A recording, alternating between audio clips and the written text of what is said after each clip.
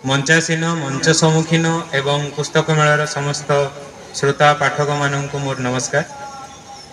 आज इस्पात साहित्य संसद आनुकूल्य जो डिस्कसनटा होता तार मुख्य टॉपिकटा थिला कि अवहेलित पुस्तक पुस्तकर जो चाहिदाटा कमी जाइए तारी उपरे मोर आज एक कविता पुस्तकर वेदना आरंभ करुँ।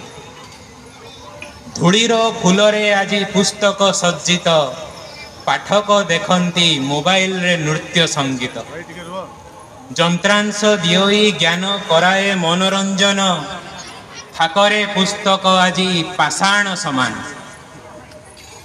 पाठ पढ़ा छाड़ी मोबाइल रे खेली निज आखि को फुटेइलेणी पाठक गल्प अणुगल्प कविता पढ़िबा मजा को भूली गले।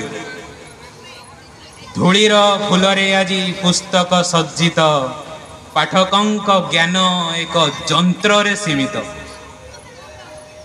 ज्ञानर भंडार बही निजे भी आश्चर्य चकित केमिति हेला से एते अवहेलित ज्ञानर दीप को से निजे जड़े केमिति उड़ुची से आज पाउंस अंगार है ज्ञानर भंडार बोलाई निजे पुस्तक लज्जित संग्रहालय रे देख पुस्तक दंडित गढ़ी देई मनीषकु उड़ा जहाज विमान थाकरे बही आजी पाषाण समान।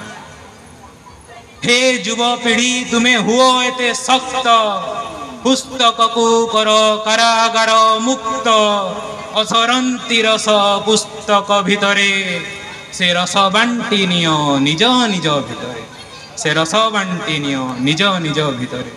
धन्यवाद।